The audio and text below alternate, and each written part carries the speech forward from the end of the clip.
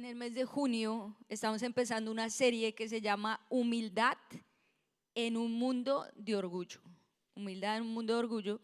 Y vamos a estar hablando acerca del libro de Daniel.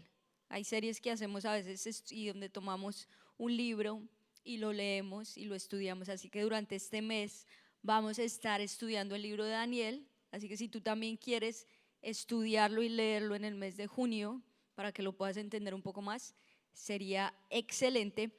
Y hoy te quiero hablar acerca del tema humildad en un mundo de orgullo. El mismo tema, humildad en un mundo de orgullo.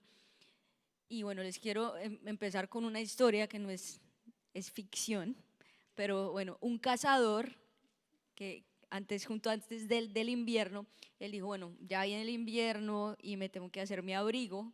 Entonces, bueno, cogió su escopeta para ir a cazar un oso.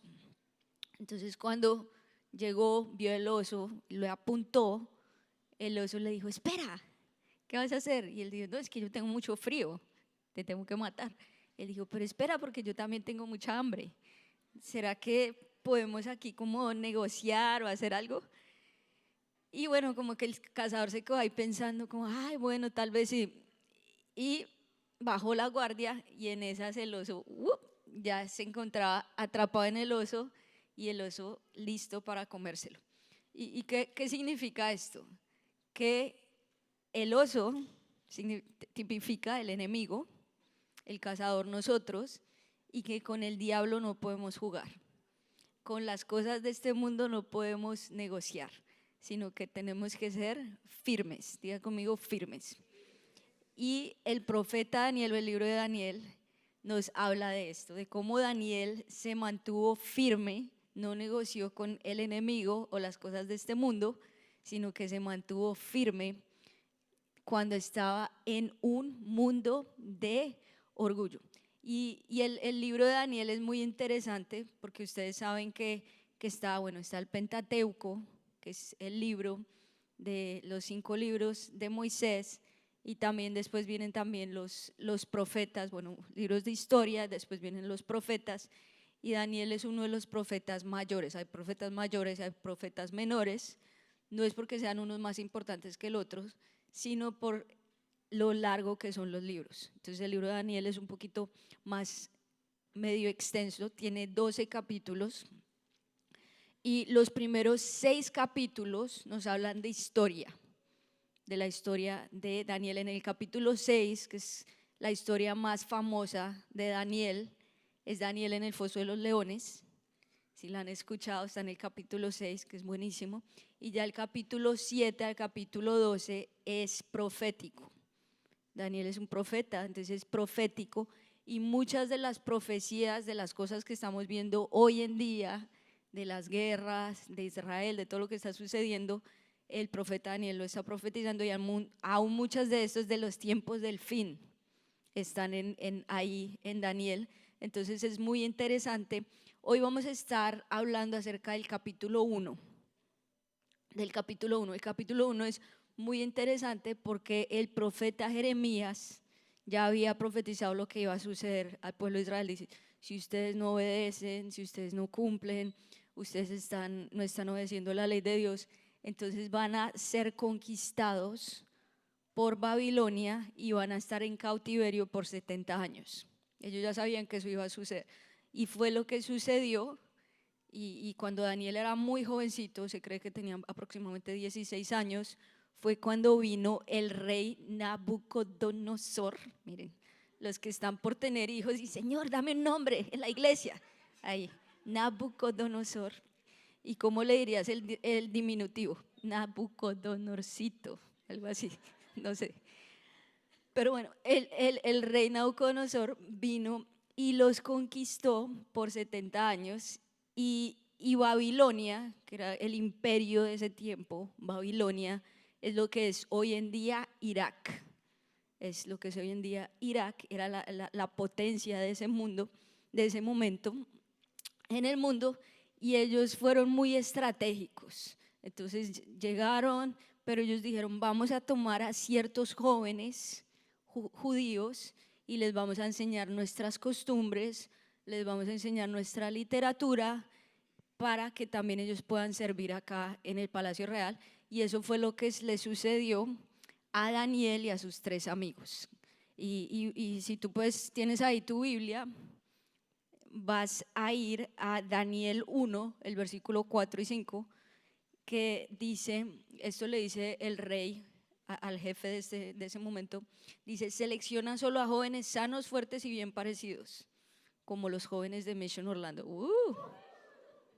Esos jóvenes son tremendos, dicen, acá solo hay chicos sanos, fuertes, bien parecidos. Dice: asegúrate de que sean instruidos en todas las ramas del saber, que estén dotados de conocimiento y de buen juicio, y que sean aptos para servir en el Palacio Real. Enseña a estos jóvenes el idioma y la literatura de Babilonia. Y el versículo 5 le dice: el rey les asignó una ración diaria de la comida y el vino que provenían de su propia cocina. Y debían recibir entrenamiento por 3 años y después entrarían al servicio real. Entonces acá tenían como la estrategia que dice que los iba a instruir por 3 años a estos jóvenes que fueron escogidos para que después pudieran entrar al servicio real. ¿Y cuál es una de las marcas de una cultura que está lejos de Dios, de una cultura pagana, que una cultura que está lejos de los caminos de Dios? Que eso es lo que significa Babilonia. Babilonia es ese mundo de orgullo, es ese mundo lejano a todo lo que dice la palabra de Dios. Son 2 cosas que marcan esta cultura. La primera es confundir la identidad. Y eso fue lo que le sucedió a Daniel y a sus 3 amigos, que son Sadrach, Mesach y Abednego, que también son muy famosos, que tienen, más adelante lo vamos a estudiar también, de cómo Dios los liberó porque ellos decidieron no inclinarse ante el Dios falso y los llevaron hacia el fuego y no murieron. Pero miren el versículo 6, que dice: Daniel, Ananías, Misael y Azarías fueron 4 de los jóvenes seleccionados, todos los de la tribu de Judá. El jefe del Estado Mayor les dio nuevos nombres babilónicos. A Daniel lo llamó Belsasar, a Ananías lo llamó Sadrach, y a Misael lo llamó Mesach, y a Azarías lo llamó Abednego. Entonces, lo primero que hicieron es cambiarles los nombres. Diga conmigo: cambiarle los nombres. Mira lo que significa Daniel. Daniel significa, porque todos son jóvenes judíos que ellos crecieron con la ley mosaica, con la ley de Moisés. Daniel significa Dios es mi juez, y le cambiaron por Belsasar. ¿Y saben lo que significa Belsasar? Mujer protege el rey. O sea, lo primero que querían hacerle a Daniel es cambiarle el género. Y Daniel, ya no vas a ser hombre, sino que vas a ser una mujer y vas a proteger al rey. O sea, esto de la ideología de género no es algo que es nuevo. Esto es de siglos y siempre ha sido el plan del enemigo confundir a los jóvenes. Y mira la edad que tenían estos chicos, 16 años. El Ananías significa el Señor es mi gracia. Se lo cambiaron por Sadrach, que significa a las órdenes de Akú, que Akú es un dios pagano, un dios falso. Misael, quien es como el Señor, y se lo cambiaron por Mesach, que es quien es Akú. Azarías, el Señor es mi ayuda, y Abednego significa siervo de Nebo. Entonces la meta que tenían estas personas, el rey, los que trabajan para él, era: vamos a instruirlos, vamos a enseñarles nuestro idioma, vamos a enseñarles cómo nosotros hablamos y vamos a confundir la identidad de ustedes para que empiecen a hablar como nosotros, para que empiecen a aceptar nuestras costumbres, y vamos a borrar completamente la identidad religiosa que ustedes tienen. Porque como ustedes saben, en la antigüedad las naciones, bueno, hasta el día de hoy hay muchas naciones que tienen muchos dioses, y Israel, Dios le revela la ley de Moisés, los 10 mandamientos a Israel y a Moisés, y es una religión que solo siguen a un solo Dios sin imágenes y solo se conectan con el Dios. Pero todas las otras naciones que Dios llama son naciones paganas, y Babilonia tipificaba esa nación pagana, que tenían muchos dioses. Yo recuerdo cuando mi esposo y yo nos casamos, que tuvimos la oportunidad de ir a Asia, y viajamos a algunas naciones y nos impactaba porque pues generalmente siempre hemos estado de este lado del mundo, que la mayoría de países latinos son católicos y Norteamérica pues también tiende a ser un país cristiano, Estados Unidos, Canadá, entonces la verdad era diferente para nosotros y tuvimos la oportunidad de ir a China, después estuvimos en un país que se llama Camboya y ustedes saben cómo en nuestros países de pronto está el Cristo en la montaña. Allá en uno de esos países vimos mucha opresión, vimos mucha pobreza, pero las personas muy oprimidas, y en la montaña tenían a una Buda gigante y era de turismo, entonces parte del turismo también ir a ver los templos de los diferentes dioses. Entonces la gente allá, eso es lo que se llama el paganismo, que crecen con muchos dioses, con muchas creencias, donde todo es permitido y donde todo es aceptado. Pero Daniel y sus 3 amigos, por eso la importancia de que tú instruyas a tus hijos también, porque ellos tal vez están en el colegio y al igual que Babilonia, dice que tenía la meta de instruirlos, de adoctrinarlos, de decirles, ya esta literatura, que fue lo que sucedió en este país, porque Estados Unidos es un país fundado en la palabra de Dios. Estados Unidos e Israel son los únicos 2 países que están fundados en lo que es la palabra de Dios. Hace 15 años, ¿qué hicieron? Vamos a quitar la Biblia de las escuelas, vamos a quitar la oración de las escuelas, vamos a que la gente ya no tenga nada que ver con Dios. Y para muchas personas hoy en día la cruz es controversial, eso es muy religioso, no podemos tener una cruz acá. Y hoy en día estamos viendo la consecuencia de quitar las Biblias de las escuelas, de quitar la oración de los colegios públicos. ¿Y qué pasa? Una generación que crece sin el temor de Dios. Pero tú vas a decir como dijo Josué, yo y mi casa serviremos al Señor. Yo y mi casa serviremos al Dios. Dilo conmigo, dilo. Yo y mi casa serviremos al Señor. Y a tus hijos Dios los va a guardar. A tus hijos Dios los va a proteger. Y ellos van a ser diferentes en una generación que está tan corrupta. Entonces lo primero que hacen es confundirles la identidad. Pero saben, Dios te hizo a ti con propósito y para un propósito. Es lo que nos dice Jeremías 1:5, que dice, antes de formarte en el vientre, ya te había elegido, y antes de que nacieras, ya te había apartado, te había nombrado profeta para las naciones. Qué increíble esta palabra, porque no la tomas para ti. Y es lo que dice la palabra, por eso el cristiano es pro vida, porque Dios te dice, antes de formarte en el vientre. O sea, hay vida desde la concepción. Antes de que nacieras, Dios ve por la vida de ese ser humano. Dios ve por la vida de ese bebé que está en gestación. Dios la ve y dice, yo te vi a ti desde que tú estabas ahí. Y saben, el enemigo es tan astuto porque el enemigo, él pide sacrificios. Y uno de los sacrificios que él pide es asesinatos. ¿Y cuál es la sangre más pura que hay? La de un bebé. Entonces toda esa ideología de que mi cuerpo y mi elección es totalmente antibíblico, porque si es tu cuerpo es tu elección, pero hay otro ser y ese ser es protegido por Dios y ese ser está guardado porque Dios le dice, antes de que nacieras yo ya te aparté, antes de que tú que nacieses yo te elegí y tú eres un profeta para las naciones. Así que tú eres elegido por Dios. Dios te va a usar a ti para que tú anuncies la luz del evangelio. Tú fuiste elegido con un propósito. Y no sé cuál haya sido tu historia, cómo te concibieron tus padres, no sé cuál haya sido tu historia, pero tú ibas a creer, Señor, tú estuviste conmigo y tú haces, o sea, todas las etapas de tu vida Dios ha estado contigo.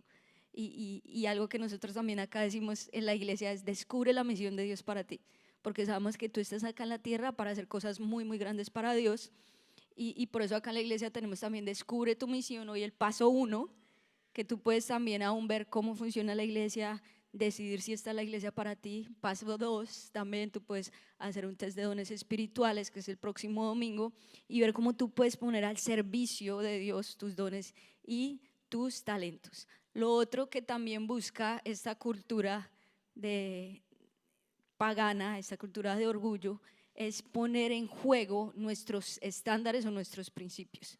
Eso es lo que también busca, poner en juego nuestros estándares y nuestros principios, y ahí es cuando les dice, vamos a darles a ustedes la ración diaria de la comida y del vino de nuestra cocina, y van a estar en entrenamiento por 3 años.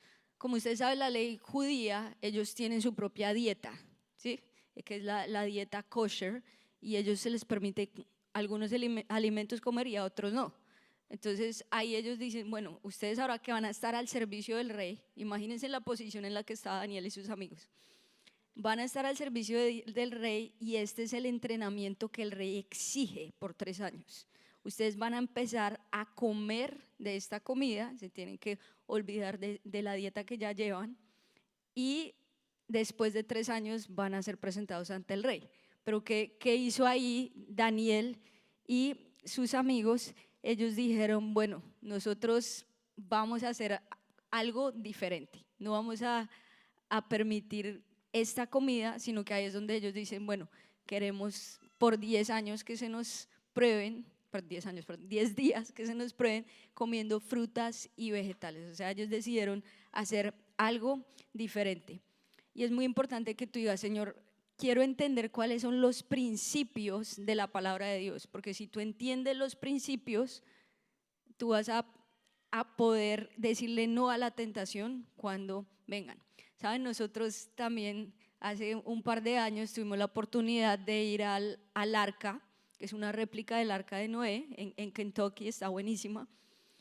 Y el arca de Noé, ustedes saben que se encuentra la historia en Génesis 6, y es un ministerio increíble el que hizo esta arca, que se llama Answers in Genesis, respuestas en Génesis. Ellos hicieron el arca, y también hicieron el Museo de la Creación, que queda más o menos como a media hora de ahí, y es un ministerio que me encanta porque está bueno, está dirigido hacia las familias y hacia los jóvenes, pero ellos dicen, si logramos que las personas entiendan lo que es Génesis 1 al 11, el ministerio de ellos está basado absolutamente todo entre Génesis 1 y Génesis 11, son científicos cristianos. Entonces, que ellos prueban la ciencia a través de la palabra de Dios. A veces uno dice, no, es que la ciencia y la Biblia no tienen nada que ver. Los primeros científicos fueron cristianos. Entonces, sí tienen mucho que ver, son así, son ligados. Pero cuando fuimos allá, nos encantó eso, porque ellos dicen, si el cristiano puede entender Génesis 1, ¿qué nos habla de Génesis 1? La creación. En el principio creó Dios los cielos y la tierra estaba desordenada y vacía. Entonces, si tú logras entender la creación, ya aunque vengan otras teorías, aunque vengan otras ideas, otras ideologías, tú vas a decir, bueno, o creo esas diferentes teorías o creo lo que dice la palabra de Dios, que la palabra de Dios dice, Dios es el creador del cielo, la tierra, del universo, de las estrellas. Y yo a alguien le escuchaba decir, se necesita tener más fe, creer que no hay un Dios, a creer que sí hay un Dios, porque el que es ateo y dice que no es un Dios, entonces dice, bueno, somos fruto de un accidente o somos frutos de una evolución, como que, pero si tú te pones a mirar, o sea, mira el océano, mira la playa, mira los árboles, uno dice, tuvo que haber un ser que haya diseñado todo tan perfecto. Mira el sistema solar, o sea, mira el cielo, las estrellas. ¿Cuántos saben que Dios es un Dios increíble, un diseñador pero maravilloso? Y ahí tú dices, ok, Dios es el creador de todo. Después dice Dios, hagamos, bueno, hizo los animales, pues dice, hagamos al hombre a imagen y semejanza, a nuestra imagen y semejanza. Entonces ahí es donde Dios creó al hombre, y dice que de una vez lo creó como hombre, no fue producto de una evolución. No es que viene, no dice la Biblia que vino de un simio o que fue evolucionando a través de miles de años. La Biblia dice, Dios creó al hombre a imagen y semejanza de Dios. O sea que el hombre refleja a Dios, refleja, dice, al Padre, al Hijo y al Espíritu Santo. Entonces tú eres una creación hermosa, tú fuiste creado por Dios. Y dile que está a tu lado, wow, qué creación tan hermosa, creación preciosa, creación hermosísima. O sea, imagínate la creatividad de Dios es tan grande para crear un ser tan hermoso como tú, o sea, y que ninguno de nosotros somos iguales. Entonces, ahí tú ya entiendes que Dios fue el que te diseñó a ti, que no eres el producto de una evolución, sino que Dios fue el que te creó y te diseñó a ti. Eso es lo otro. También ahí en Génesis 2 dice que Dios puso a dormir a Adán, ¿sí se acuerdan? Y le sacó la costilla y de la costilla creó a una mujer. Entonces ahí también Dios dice claramente que solo existen dos géneros. Está el hombre y la mujer. Dios creó a Adán y a Eva y no creó a Adán y a Iván. Está claro, sé que...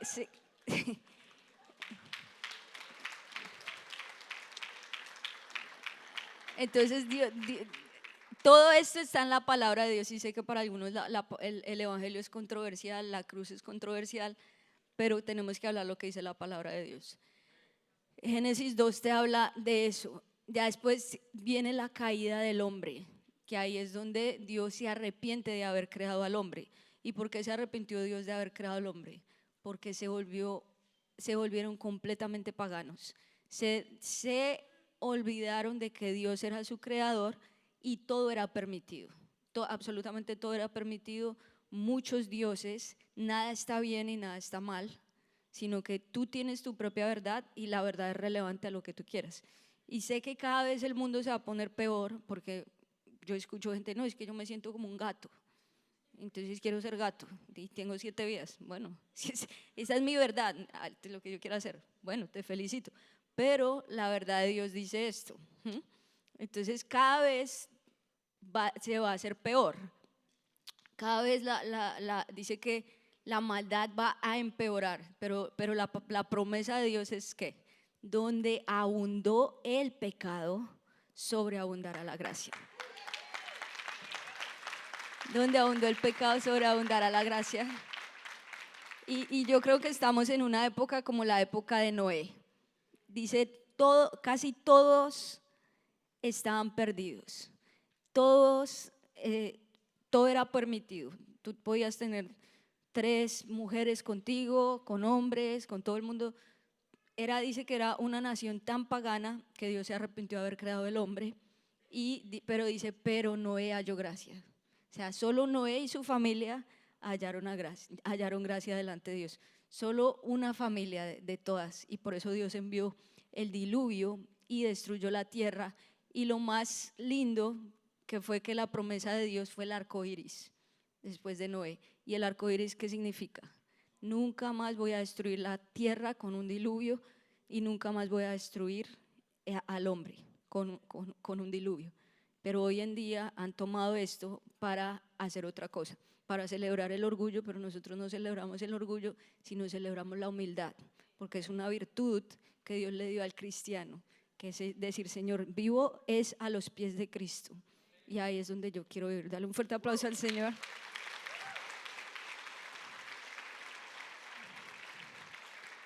Entonces, cuando la cultura cambia, tú tienes que saber en qué crees. Por eso tienes que tú mismo enseñarle a tus hijos en tu casa.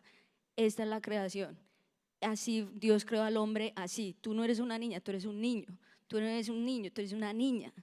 Y si les vienen con ideas y cosas, tú eres el responsable porque el padre es la autoridad del hijo. Y hoy en día quieren quitarle la autoridad al padre, pero tú te vas a decir, mi casa y yo serviremos al Señor. 2 cosas que vas a hacer para no permitir este mundo pagano o este mundo orgulloso. Número 1, humíllate en oración, porque el mensaje es el orgullo, pero el mensaje en Dios es lo opuesto. ¿Por qué humíllate en oración? Porque el orar ya es un acto de humillación, ¿no es cierto? Ya el decir, Señor, vengo delante de ti, no depende de mis fuerzas, no depende de mi mucho trabajo, no depende de lo mucho que yo haga, sino depende de ti. Y por eso algo que decimos acá en la iglesia es ora primero. Diga conmigo eso, ora primero. Y ahí es donde Daniel le dice a este jefe, le dijo, por favor pruébanos durante 10 días con una dieta de vegetales y aguas. Que de ahí viene el ayuno de Daniel, que es muy famoso, el ayuno de agua, vegetales y de frutas. Pero yo me imagino que este ayuno no fue solo ayuno, sino que también fue de estos 10 días de oración, de postrarse, decir, Señor, misericordia, porque estamos acá poniendo en juego nuestras vidas. Este jefe también estaba poniendo en juego su vida, porque si después de 10 días ellos no se veían mejor, pues él podía aún ser ejecutado. Entonces ellos decían, Señor, por favor, nos vamos a humillar por 10 días delante de ti, vamos a orar, vamos a ayunar. Saben que el ayuno es bíblico, hoy en día está de moda, pero hace años no estaba de moda. Cuando el cristiano ayunaba, le puede pasar algo, pobrecito, no puede estar sin comer tantas horas. Pero hoy en día ya la ciencia descubrió lo que en la palabra de Dios lleva miles de años, y que es que el ayuno es increíble. Pero no es simplemente ayunar, sino es combinarlo con la oración, que eso fue lo que hizo Daniel. Así que piensa en eso, piensa en tu vida devocional, piensa en tu vida de oración, piensa si tienes esos tiempos de humillarte delante de la presencia de Dios. Yo crecí en una iglesia en Bogotá, en la MSI, mis padres son los pastores allá de la iglesia, y es una iglesia de oración, es una iglesia reguerrera, como decimos así. Ellos hacen vigilias. ¿Saben qué es vigilia?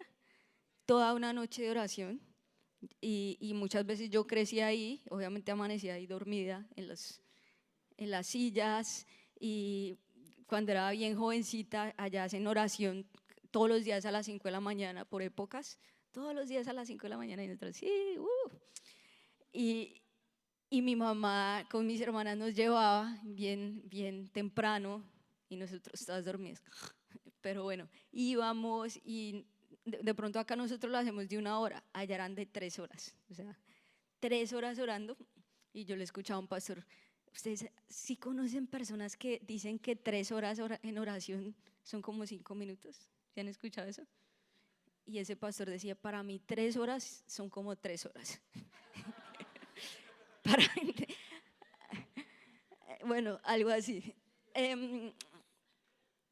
Entonces, bueno, nos llevan 3 horas ahí, y nosotros ahí como orando, la banda tocaba por 3 horas, y bueno, pero fue increíble porque allá en Colombia el evangelio es, ¿te arrepientes? Y uno, sí, Señor. Como que uno crece bien así radical, ¿no? Pero es muy chévere porque entonces te dicen, no, guárdate, no sé qué, y uno, amén, que no tenga novia hacia los 18, amén, todo eso me dijeron a mí. Yo, güey, llegaba a los 18 y bueno, y el novio, 19, 20, nada. Ya después tiene novio, pero no se puede dar besos, y uno, bueno, está bien, 22, 23. Bueno, es ese tipo de cristianismo que hoy en día yo lo celebro porque nos guardó totalmente, y suena radical, pero pues cuántos saben que el cristianismo de Jesús fue radical. Y yo recuerdo esos días, y mi vida literal, después de cada oración de 2, 3 horas, o te arrepientes, ¿no? Mejor dicho, no sé cuántas veces fui libre ahí. Pero Dios fue muy bonito, y en una de esas oraciones, o sea, que le dicen intercesiones, porque también intercedes por otros, Dios aún me daba canciones, y una de las canciones que me dio es Dios incomparable. No sé si la han escuchado, como dice, eres Dios eterno, solo tú eres bueno, Dios incomparable eres tú. Nunca me separaré de tu gran amor, eres mi Señor, mi Salvador. Y,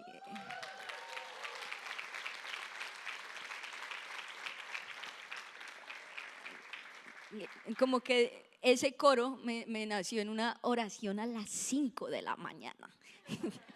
O sea, aleluya, para la gloria de Dios. Pero yo le agradezco mucho a mi mamá, que ahí está la oración hasta el día de hoy.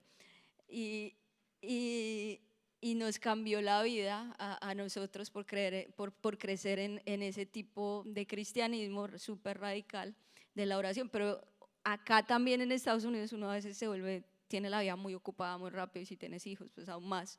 Pero que seamos personas de oración. Recuerden que nosotros el miércoles a las 6 de la mañana, mire, es online, ni siquiera se tiene que salir de su casa, online a las 6 de la mañana. Yo sé que algunos de ustedes a veces prenden la cámara por accidente y están en las cobijas. Ay, Señor, dice, no, es que el Señor me habla en sueños acá. Aleluya, gloria a Dios. Entonces a las 6 de la mañana y en agosto vamos a estar en 21 días de oración.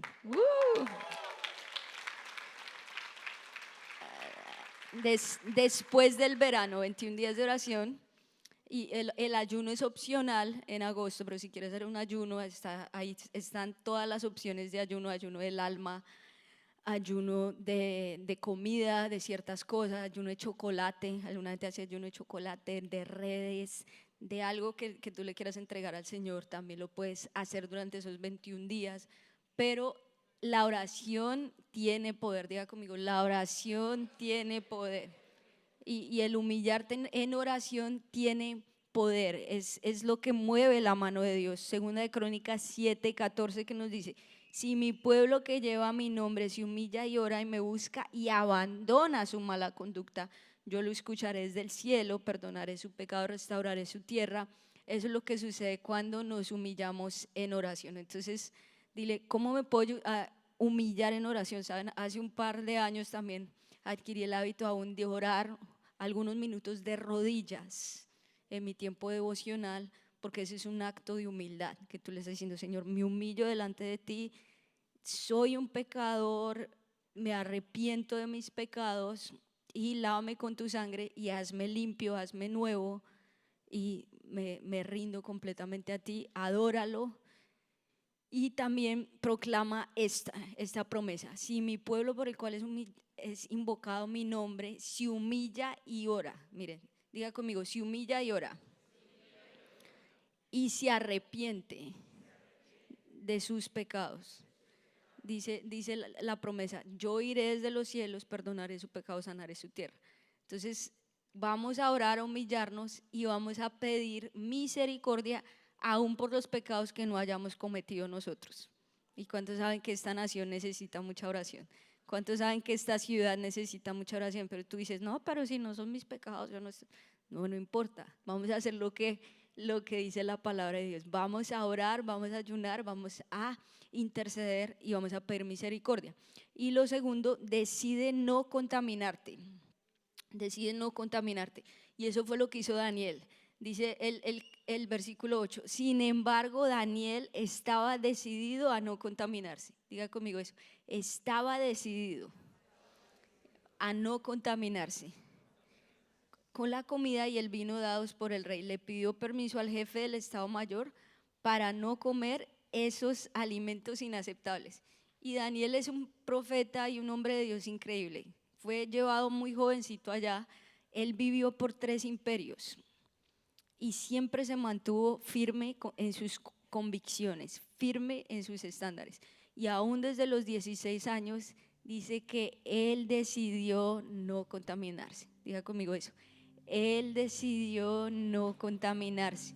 Saben, la sociedad va a cambiar, los presidentes van a cambiar, tal vez la educación, muchas cosas van a cambiar, pero tú vas a decir: no importa lo que esté sucediendo a mi alrededor, yo decido no contaminarme con la comida de este mundo. Tú no eres como todo el mundo. No es que todo el mundo ve esa serie, los felicito, yo no. No es que todo el mundo habla así, no es que todo el mundo dice groserías, no es que todo el mundo. Tú vas a decir: yo decido no contaminarme, yo decido ser diferente. Tú vas a ser como Daniel en un mundo pagano, en un mundo de orgullo. Tú vas a decir, yo decido no contaminar. Cuando tú estés en una conversación y estén todos hablando de cosas feas, tal vez no, que estoy con este o con esto, de chistes de mal gusto, de doble sentido, ¿tú qué vas a hacer? No vas a participar de eso. Miren, a mí me ha tocado muchas veces salirme en el cine, porque yo digo, yo no soy el tipo de personas que veo estas películas. Si estoy viendo una serie que nada que ver, digo, yo decido no contaminar. Si a veces uno dice, no, pero es que es una imagen y ya, no, pero es que es una cosita y ya. Pero tú eres como Jesús, y un filtro que a mí me ayuda muchísimo es: Jesús vería este tipo de cosas, Jesús hablaría como yo hablo, Jesús tendría estos amigos, Jesús haría esto, y eso te ayuda a tomar las buenas decisiones. Algo que yo le digo a mis hijos todos los días es: make good choices, toma elecciones correctas, toma decisiones correctas. Yo no voy a estar contigo cuando estés en el colegio, yo no voy a estar contigo cuando te gradúes, ya es tú. Mi función como padre es formarte a ti a que tomes decisiones correctas. Ya en el mundo es tu elección, tú decides o te vas a contaminar o no te vas a contaminar. Lo mismo, nuestra misión acá en la iglesia es decirte, estos son los estándares, ya es tu elección. Si tú decides, voy a ir con lo que está haciendo el 98% de la población, o voy a ir y decidir no hacer lo que está haciendo todo el mundo, ser diferente, porque yo y mi casa serviremos al Señor. Y así como cuando Dios vio al profeta Elías, que él pensó que era el único profeta, él pensó que era el único profeta que estaba sirviendo a Dios y que solo quedaban los profetas de Baal, pero Dios le dijo ahí, le dijo, aún hay un remanente que no se ha inclinado ante el Dios Baal. Aún hay un remanente. ¿Y cuántos saben que acá en esta ciudad y en este país aún hay un remanente? Aún hay un remanente que no se ha inclinado hacia los dioses de este mundo. Y saben, la gente tiene hambre por la verdad absoluta, porque ¿cuántos saben que Jesús es la verdad absoluta? La palabra es la verdad absoluta. No es tu verdad, mi verdad, es la verdad de la palabra, porque la palabra dice que cielo y tierra pasará, pero la palabra de Dios no pasará. Entonces solo hay una verdad absoluta, y Jesucristo, que es el camino, la verdad y la vida. Entonces Jesús es la verdad, no es tu verdad, no es mi verdad, es la verdad de la palabra. Entonces cuando las personas entienden la verdad, dicen, yo quiero esto. Y yo veo que hay un hambre tan grande, porque aún para el no cristiano, para el que está afuera, dice como que algo acá no me cuadra. Y yo que he tenido la oportunidad a veces de compartir con mis vecinos o con personas que tal vez nunca crecieron en la iglesia como yo tuve la oportunidad, nunca en su vida hayan asistido a esto, pero ellos dicen, sí, como que lo que tú tienes sí tiene sentido, como que sí quiero conocer un poco más de Dios, como que yo quiero que mis hijos crezcan en esto y no allá afuera, porque hay un hambre tan grande por la palabra de Dios, y Dios te va a usar a ti para hacer luz en esta tierra y para predicarles a las otras personas de Jesús. Y hay un hambre de Dios por la palabra, y tú vas a decir, no me voy a contaminar. ¿Y qué vas a hacer? Tal vez te toque cambiar de amigos, asiste a un grupo Go acá en la iglesia, tal vez te toque salirte de las redes o dejar de seguir a 98% de las personas que sigues. Escribe tus estándares, qué es negociable para ti, qué no es negociable, porque si no, ni siquiera sabes qué es negociable, no es negociable o no es negociable, ¿cómo vas a actuar? Un buen comienzo pueden ser los 10 mandamientos. El cristiano muchas veces ni conoce los 10 mandamientos. Amar a Dios, no usar el nombre de Dios en vano, guardar el día de descanso, honrar a padre y madre, no mentir, no robar, no dar mal testimonio, no decir mentiras, no cometer adulterio, no codiciar. Si el cristiano por lo menos vive así, tendremos una muy linda sociedad. Y saben, Daniel, después de no contaminarse y decir no a las cosas de este mundo, miren lo que hizo Dios con él. El versículo 15 que dice, al cumplirse los 10 días de prueba, dice, Daniel y sus 3 amigos se veían más saludables y mejor nutridos que los jóvenes alimentados con la comida asignada por el rey. Dile que está a tu lado, vas a verte más saludable. Más saludable, porque no vas a estar comiendo mentalmente también la chatarra de este mundo. Y él se veía mejor que las otras personas porque Dios decidió no contaminarse. Y el versículo 17 dice: a estos 4 jóvenes Dios les dio aptitud excepcional para comprender todos los aspectos de la literatura y la sabiduría, y a Daniel Dios le dio la capacidad especial de interpretar el significado de visiones y sueños. Diga conmigo, wow. O sea, no solo ellos dijeron, no voy a contaminarme, poner a riesgo su propia vida, pero mira, Dios les dio aptitud excepcional, los llenó de sabiduría, y eso es lo que va a suceder contigo también. Dios te va a decir, wow, el favor, la gracia está sobre ti, sabiduría, y vas a hallar gracia en el lugar, en el trabajo donde estés, con tus clientes, vas a hallar gracia. Y también dice el versículo 20, el rey los interrogó y en todos los temas que requerían de sabiduría y discernimiento los halló 10 veces más inteligentes que todos los magos y hechiceros de su reino. Esa es la promesa de Dios para ti también. Dios te va a hacer 10 veces más, 10 veces más inteligente, 10 veces más lleno de gracia, 10 veces más lleno de sabiduría, porque la unción de Dios está sobre ti. ¿Cuántos dicen amén? Amén. Ponte en pie y dile gracias, Señor. Hoy levanta tus brazos y dile gracias, Señor, porque tú eres bueno. Gracias, Señor, porque tú me elegiste para hacer algo grande para ti, Señor. Gracias, Señor. Gracias, Señor. Mantén tus manos en alto. Voy a orar por ti. Gracias, Señor, por cada persona que está acá, Señor. Gracias porque tú los llenas de tu Espíritu Santo, de tu poder, de tu fuego, Señor. Hoy, Señor, ayúdanos a tomar decisiones sabias, a no contaminarnos con las cosas de este mundo, Señor. Aunque vengan a tratar de confundir nuestra identidad, aunque vengan a tratar de confundir quiénes somos en Cristo, Señor, tú nos das la promesa que tú nos creaste con un propósito, que tú estás con nosotros, Señor, y estuviste con nosotros desde el vientre de nuestra madre. Aunque nuestro padre, nuestra madre nos hayan abandonado, tú, Señor, nunca nos abandonarás. Tú siempre has estado ahí, Señor, porque tú amas la vida, Señor, y la vida es preciosa desde la concepción para ti, Señor. Gracias, Señor, por cada persona, Señor, que está acá, que ellos sientan que son amados, que ellos sientan que son valorados por Jesús, Señor. Y gracias, Señor, porque, Señor, hoy decidimos humillarnos en oración, Señor.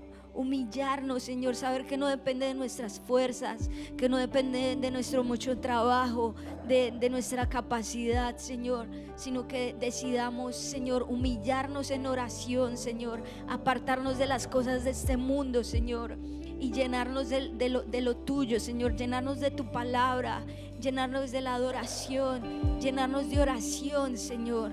Gracias, Señor, porque ahí en la oración suceden milagros, Señor. Nuestras vidas son cambiadas, Señor, y oramos por un avivamiento en nuestros corazones, un avivamiento, un despertar por ti, Señor, un despertar por la oración, Señor. A medida que oremos, Señor, tú, Señor, nos haces más como tú. Y dile, Señor, hoy yo decido no contaminarme con las cosas de este mundo, Señor, sino ser apartado para ti, Señor. Ayúdame a tomar decisiones sabias, buenas, a tomar buenas elecciones. Cuando venga la tentación, que yo sepa mis estándares, que yo sepa qué es bueno y qué es malo, a qué decirle sí, a qué decirle no, Señor. Y aún si hay personas acá que tú las estás llevando a cortar amistades, a tomar otros rumbos diferentes, Señor, que tú les des las decisiones sabias, Señor, para cada vez parecerse más a ti. Gracias, Señor, por lo que tú estás haciendo. Gracias, gracias, gracias. Empieza a dar un fuerte aplauso al Señor. Dile gracias, Señor, por lo que estás haciendo y lo que vas a hacer. Gracias.